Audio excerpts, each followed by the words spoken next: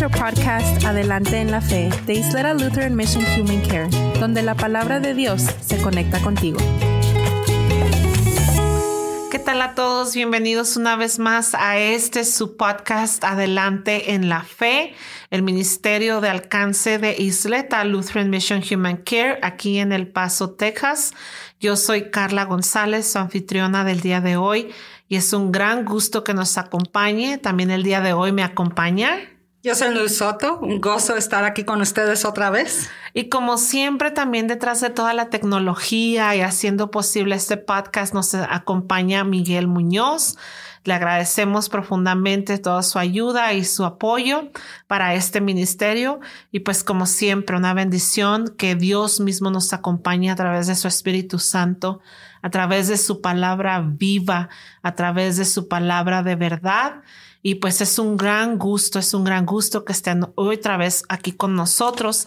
El episodio del día de hoy se titula En Cristo perduraremos. Y es un tema muy especial. Nos estamos acercando hacia el final del año de la iglesia. Y si usted pertenece a una iglesia donde se sigue el año de la iglesia, usted va a estar viendo estos fines de semana que vienen lecturas que hablan sobre el final de los tiempos.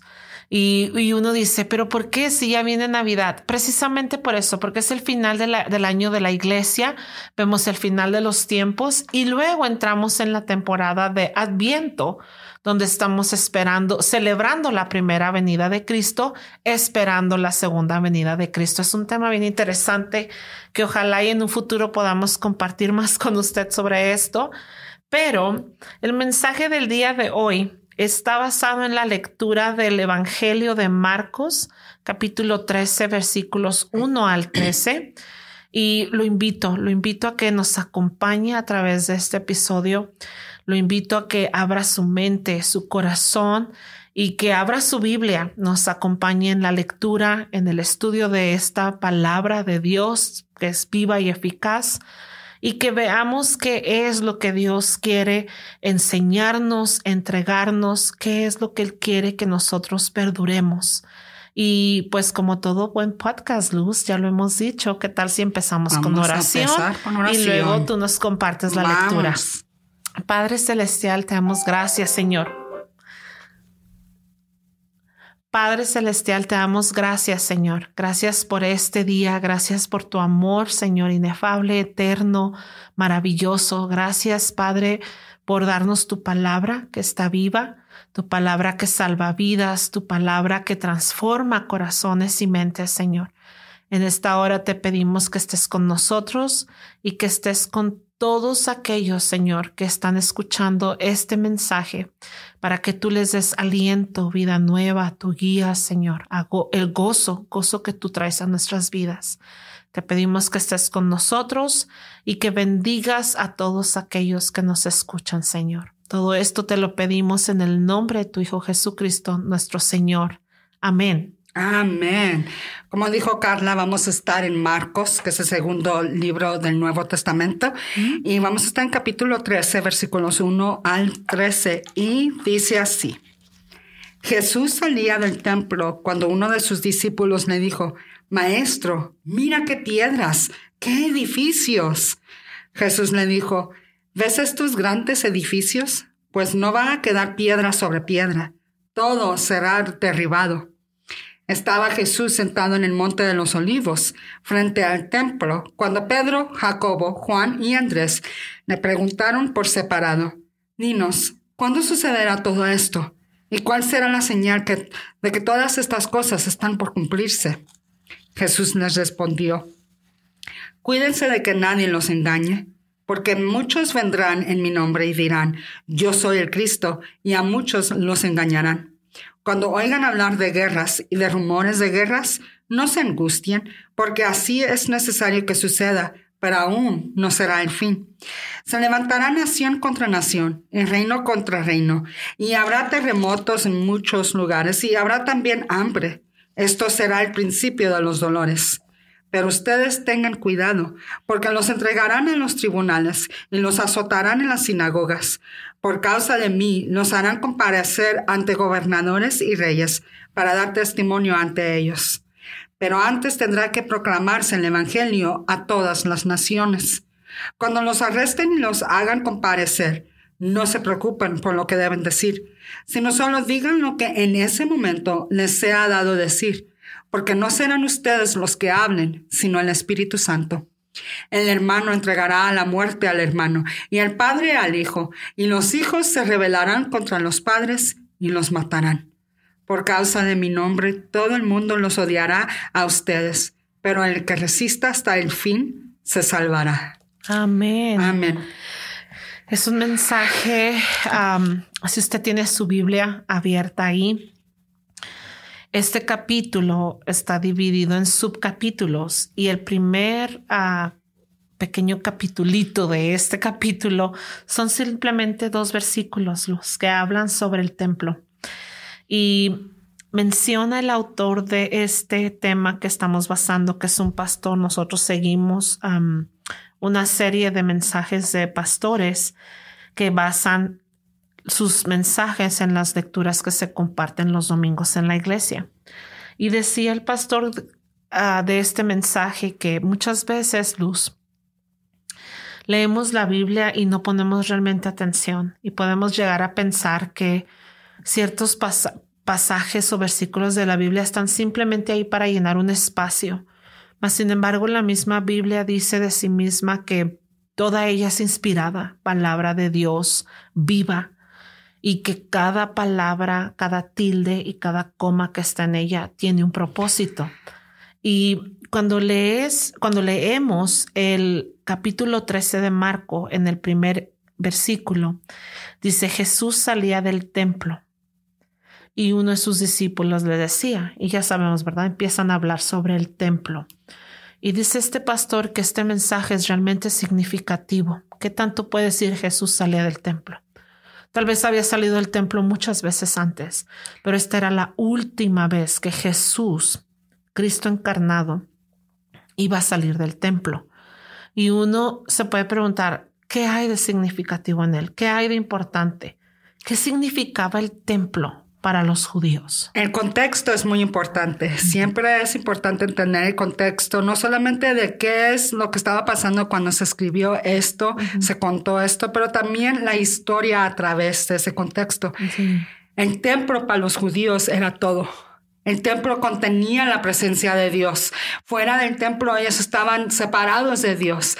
Era alrededor del templo que su vida es construida. No sé si sabes tú, Carla, pero cuando se hizo Jerusalén, el templo se puso en el medio. No está en la esquina o atrás de la ciudad, está en medio de la ciudad. El templo era lo que básicamente, como un reloj, contaba los sacrificios, los festivales, las comidas, las celebraciones de todo judío.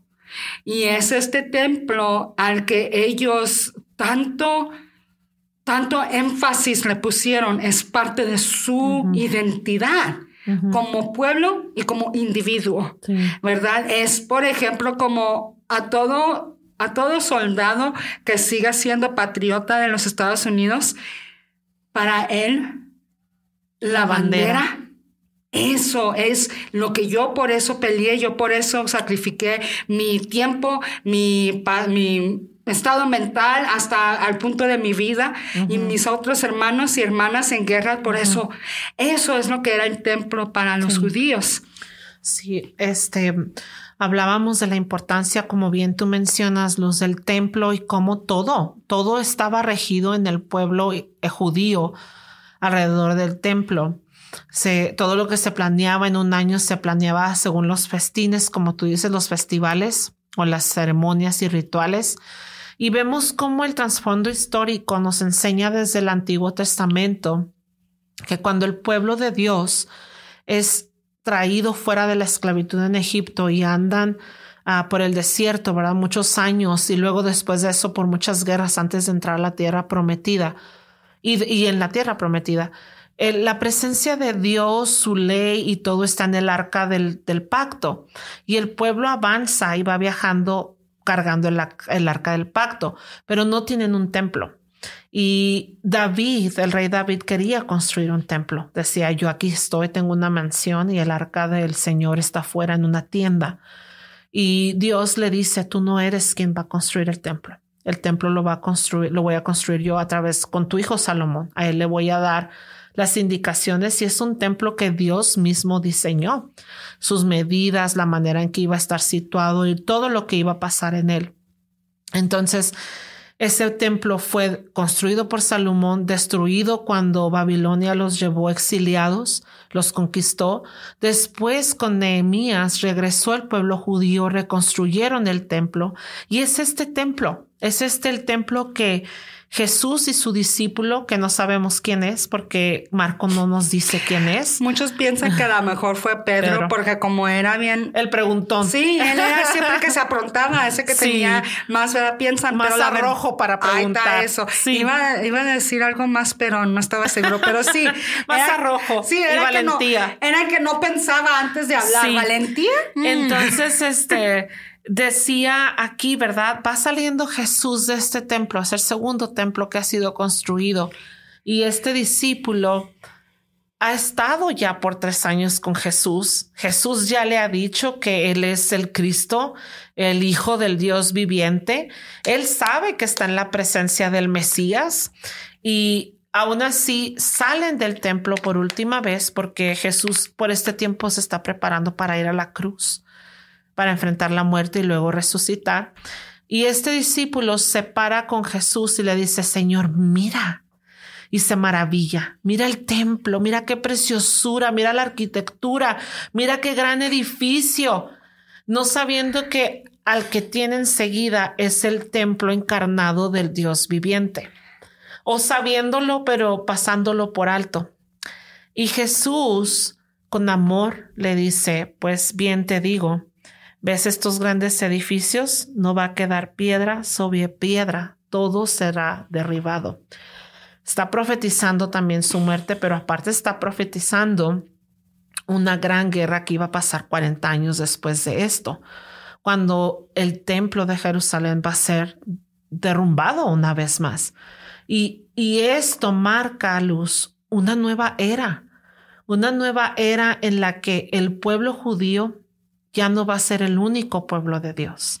Ahora el pueblo de Dios va a ser todo aquel que lo ame y lo adore en espíritu y en verdad. Eso va a incluir a los gentiles. Esta es una nueva era donde no importan más los templos hechos por manos humanas, sino el templo del Dios viviente que es Cristo mismo y que va a dar su vida en sacrificio en la cruz. Allí, Carla, allí es donde tenemos ese gran propósito de por qué Dios vino a este mundo, ¿verdad? Hay una parte, estoy tratando de acordar, pero creo que está en Juan, sino en Mateo, donde viene la mujer Sirofenicia, de Syrophoenician, a decirle, a pedirle a Jesús que por favor ten compasión de mí, mi hija ha estado sufriendo. Y él le dice a ella, es que yo vine por los judíos. No es bueno darle el pan a los perros cuando les pertenece a los niños. Y en gran fe ella le dice, sí, pero hasta los perros comen de lo que cae de la mesa. Y me estoy acordando de eso por la simple razón de que el templo se le dio a los judíos, ¿verdad? Y muchos de estos judíos empezaron a crear reglas fuera de lo que Dios les había dado, que no solamente excluía a los gentiles, pero hasta varias personas de su propio pueblo. Excluía a la mujer, excluía al ciego, excluía al cojo, al mudo, al pobre, al enfermo, al endemoniado, al sucio, al leproso. Los excluía porque el hombre que construyó este templo también construyó reglas de cómo podemos mantener este templo puro, ¿verdad? Para poder nosotros seguir disfrutando de estar en la presencia de Dios. Y haz de cuenta un country club, un club de... Un club social. Sí, un club social. Se tiene que pagar y a veces aunque pagues no puedes la entrada, entrar si no cumples las reglas. Sí, y no solamente eso, pero a veces hasta la gente te mira y es que tú no eres uno de nosotros. Y es algo muy exclusivo, muy separado.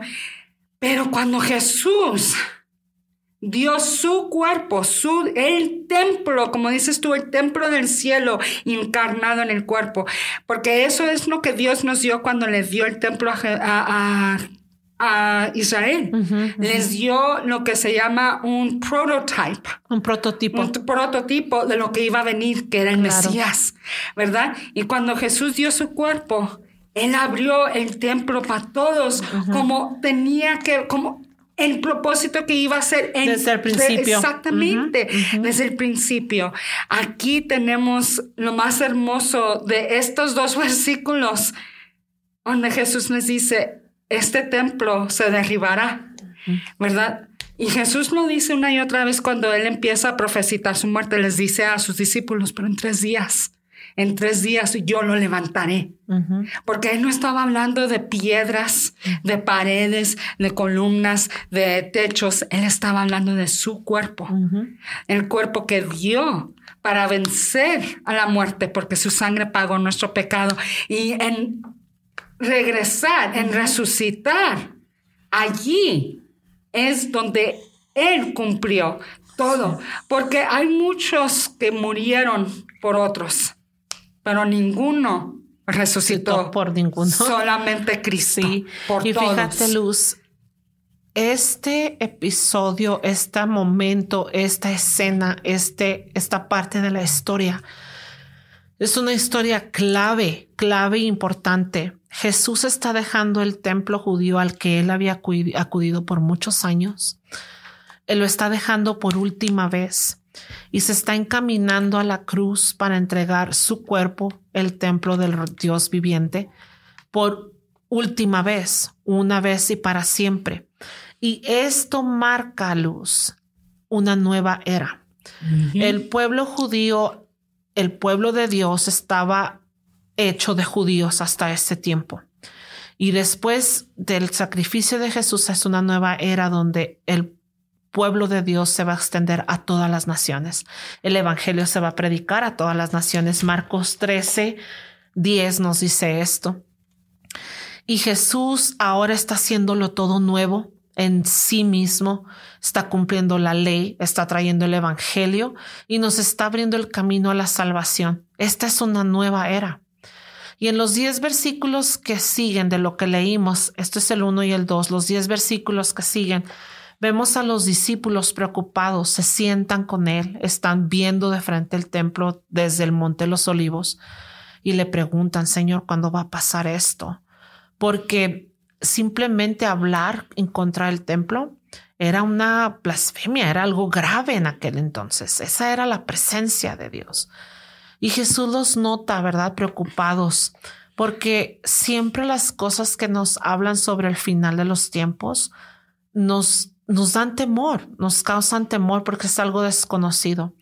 Y Jesús empieza a decirles, no les dice el tiempo y no les dice cuándo va a pasar esto, ya todos sabemos eso, pero les da señales y les dice, cuando ustedes empiecen a oír rumores de guerra, cuando empiece a haber hambrunas, cuando haya terremotos, cuando haya rumores de guerra, cuando a ustedes mis creyentes los odien, cuando los lleven enfrente de reyes y de dictadores para que den testimonio de mí, cuando el padre entregue al hijo, los hijos maten a sus padres, cuando el hermano odia a su hermano, esas van a ser señales de que el tiempo está ya por cumplirse, la nueva era va a llegar.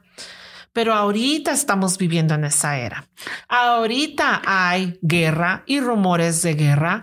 Ahorita en el mundo hay cristianos que son perseguidos por su fe. Ahorita las familias están realmente separadas y sufriendo. La familia está siendo atacada.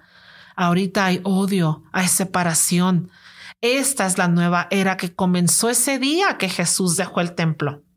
Esta nueva era en la que ahora todo este regalo es para nosotros Y ustedes me pueden decir, ¿pero cuál regalo, Carla? Guerra, rumores de guerra y todo esto. Hermano, aunque Jesús no hubiera venido, el mundo estaba condenado a solo maldad. Y Jesús vino precisamente para darnos una esperanza, para que en Él podamos perdurar. Una salida. Ajá. Es una de las cosas que se me hace interesante. Dios no nos está mandando al infierno. Nosotros solos tomamos ese camino y para allá nos fuimos. Nosotros mismos, cuando tenemos algo bueno, lo hacemos un infierno. Exactamente, ¿verdad? Lo que hizo Dios es que Dios creó lo que se llama el off-ramp. Si has visto cuando estás viajando, sí, hay una que otra vez hay unos off-ramps, no para llegar a otra ciudad, pero para cuando se te... Para los frenos, ¿no? Sí, cuando es una salida que está hecha como de grava suelta, sí, para que si no tienes frenos puedas frenar. Exactamente. Eso es lo que es Jesús. Jesús es la salida del camino que ya teníamos que lleva nosotros. A la muerte. Y Él nos deja salir de allí para poder parar y frenar y cambiar. Y fíjate qué interesante que mencionas eso, Luz, porque no sé de dónde los humanos sacamos la idea de que el camino a la salvación es uno de fiesta, de rumba, de alegría, de canciones y de puro cha-cha-cha. De verdad que no sé.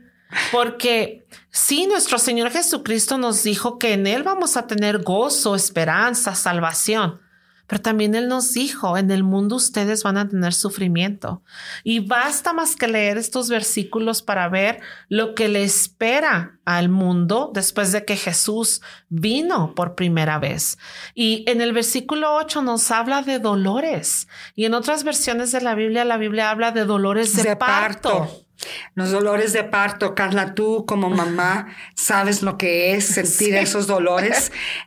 Yo trabajé en el piso de maternidad y yo trabajé pero en posparto. Okay. So, a mí me tocó las mamás cansadas pero eufóricas ya porque tenían a su bebé. Sí, porque ahí tienen su bebé, ¿verdad? Pero una que otra vez ayudaba a cubrir en el piso de labor.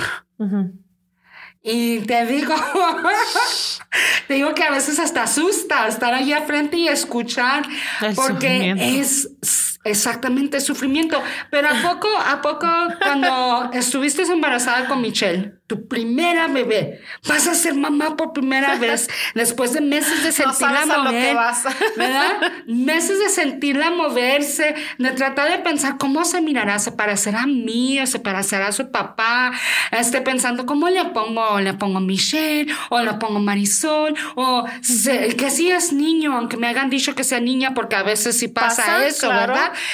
Estás todo esto, arreglaste tú, escogiste su ropita, arreglaste tú, ¿verdad? Y te pega esa primera contracción que dices, no, ¿sabes qué? Mejor no. No quiero, renuncio, ya me voy. No puedes. Se puede. No puedes ya llegaste a ese punto final donde no hay vuelta atrás. Lo único que puedes hacer es perdurar y seguirle para adelante, ¿verdad? Exacto. Y al final, ¿qué es el final? De dolor de parto, ¿qué es el final? Se te olvida inmediatamente. Inmediatamente en cuanto ves a la criatura. Y la tienes en tus brazos, ¿verdad? Eso es lo que está diciendo Jesús. Estas guerras, rumores de guerras, terremotos, todo lo que estamos viendo, prende Fox News. Sí, prende las noticias. No se dan cuenta los de la noticia, pero están allí predicando lo mismo que dijo Jesús aquí. Exactamente. Sin saber ellos, ¿verdad? Sí. Eso no es el final. Por eso gozamos nosotros, los que creemos en Cristo, los que estamos en Cristo, perduramos por la simple razón que sabemos que esto no es el final. El cáncer no es el final. El divorcio no es el final. La muerte de un niño, la muerte de un padre, la muerte de una pareja no es el final, porque en Cristo vamos a tener ese gozo, esa euforia. Y fíjate, Luz, en este pasaje de Marcos 13, 1 al 13, Jesús le dice a sus discípulos, ¿verdad? Les describe estas cosas, las guerras, los rumores, y luego les dice, no se angustien en el 7. Es necesario que esto suceda. Y luego les dice, va a haber terremotos y va a haber hambre y va a pasar todo esto y los van a azotar y los van a llevar. Y les dice, pero no tengan miedo, pero perduren. Entonces, es como una estira y jala, Luz, muy interesante porque Jesús les está diciendo todo lo que va a pasar terrible y les está diciendo, no se angustien, no teman. Y por ejemplo, yo puedo preguntarme hoy en día, Señor, ¿en verdad si me conoces? Yo solamente soy Carla y yo tengo miedo de cosas y yo fallo y muchas veces tengo miedo a cosas tan simples como ir en un avión y sentir turbulencia, que se me rompa se me truene una llanta en el freeway. Tengo miedo a una enfermedad, tengo miedo a tener frío, tengo miedo a que alguien me rechace, tengo miedo a decir las palabras equivocadas en el podcast. Entonces yo soy como esta pequeña cobarde, Señor, y tú me estás pidiendo que yo permanezca a través de guerras y tribulaciones y hambrunas y odio y persecución. Yo creo que no sabes quién soy, Señor. Pero en realidad, Luz, lo importante no es quién soy yo. Es quién es Él. Lo importante es quién es Él. Y Él es aquel que sí perduró a través de guerras, de hambre, de persecución, de odio, de rechazo y de muerte en la cruz cuando no tenía que. Él no tuvo una necesidad para hacer lo que hizo por nosotros. Todo lo que hizo, lo hizo simplemente por una razón, por amor. Amén. El amor perdura todo. Amén. Y cuando estamos hablando, a mí me encanta escribir, me encantan las palabras. Siempre hay un propósito. Como dijiste al principio, ninguna palabra, ninguna coma, ningún tilde en esta Biblia de principio al fin es un ups. Ajá. Todo tiene propósito. Eso es lo que hace un escritor. Un escritor siempre tiene un propósito. Claro. ¿Por qué escribe esta oración de esta manera y no de esta otra? Y aquí, Carla, es donde Cristo nos dice, yo perduro por ustedes. Por esa razón ustedes pueden perdurar. Uh-huh. No porque necesitamos regresarle el favor. No. Pero porque Él ya lo hizo. Porque yo ya gané. Ustedes son más que vencedores. Exactamente. Es una de las cosas que a veces me encanta cuando dices esto, cuando te dicen tus niñas, es que está bien difícil esto, es que estoy reprobando esta clase, y les preguntas, ¿hay alguien en tu clase que está pasando? Y te dicen que sí, entonces tú también puedes. Y eso es lo que es. ¿Sí te sabes el término trailblazer? No. Un trailblazer, no me lo sé decir en español, pero haz de cuenta, es esa persona que hace algo por primera vez. Por primera vez, ¿verdad? La primera persona que subió hasta lo más alto del Everest. La primera persona que voló un avión solo alrededor del mundo. Okay. Siempre la primera persona. ¿Un pionero será? Sí, un pionero, sí. Y por esa razón sabes tú que si es que se lo pudo hacer una persona, lo puedo hacer yo. Y eso es lo que es Cristo para nosotros. Cristo nos ganó la salvación para abrirnos el camino, para decirnos, ustedes pueden venir al Padre. Ustedes pueden perdurar. Y fíjate que qué importante, Luz, porque aquí la clave, hermanos, está en que Jesús no perduró solamente para darnos el ejemplo. Jesús perduró y Jesús venció para darnos las armas, para darnos lo necesario, para darnos Él mismo, para darnos a nosotros su ser mismo, para nosotros perdurar. Jesús no les dijo a los discípulos, no se angustien y perduren, porque los voy a dejar solos, pero ya les puse el ejemplo. No, les dijo, no se angustien, porque yo estoy con ustedes hasta el final de los tiempos. Esto está en el último versículo del libro de Mateo. Son las últimas palabras que el apóstol Mateo grabó.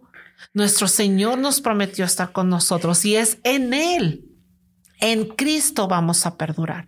En Cristo perduraremos. Es Él el que te dice, escóndete en mí, sostente en mí, perdura en mí, porque yo te he dado lo necesario para que así lo hagas. No lo vas a hacer en tus propias fuerzas. Es imposible, hermano. Es imposible.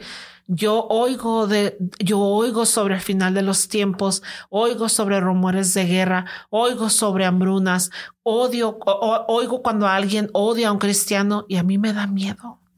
En mis propias fuerzas humanas yo tengo temor. Mi corazón se quebranta y sufro, pero en las fuerzas de aquel que me amó hasta la muerte y hasta muerte de cruz y resucitó por mí, en Él puedo perdurar. Y en Él puedes perdurar también tú. Y espero que es mi deseo, yo sé que es nuestra oración, por eso es que hacemos esto, por eso es que estudiamos la palabra, por eso es que permanecemos en oración, por eso es que venimos a este podcast a compartir contigo, porque hay esperanza, porque tú también puedes permanecer y perdurar en Cristo. Espero que donde quiera que tú estés, hermano, puedas saber que hoy hay esperanza, que hoy hay esperanza para ti y que en Cristo tú también lo puedes todo. ¿Qué tal si cerramos con una palabra de oración? Padre, te damos las gracias porque tú diste aquel cual fue tu presencia en carne, en sangre, en hueso, en cuerpo, que estuvo entre nosotros. Tu templo hecho hombre. Y te damos las gracias porque tú mismo diste sacrificio para poder nosotros estar en tu presencia. Te pedimos, Padre, que nos recuerdes que nos mantendrás bajo las alas de tu presencia. Tú eres nuestro refugio, eres nuestra fortaleza. Y en estos tiempos, Padre, que vemos que se están cumpliendo más y más lo que tú ya nos habías dicho a través de tu palabra, Padre, recuérdanos que podemos perdurar porque tú lo haces posible. Tú estás dentro de nosotros y nos das la fortaleza y la habilidad de poder seguir, de poder dar adelante y hacia ti. Te damos las gracias, Jesús, por el amor que nos diste en esa cruz. Y te damos las gracias por la victoria que nos diste a través de esa tumba vacía.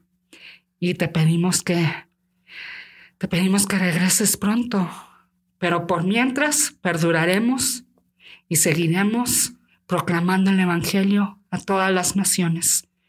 En tu nombre, Jesús. Amén. Para seguir aprendiendo sobre la palabra de Dios, acompáñanos en la Iglesia Luterana San Pablo, ubicada en el 301 South Schutz, El Paso, Texas. O llámanos al 915-858-2588. Y para aprender más sobre nuestros ministerios, visita nuestra página de internet www.ylm.org.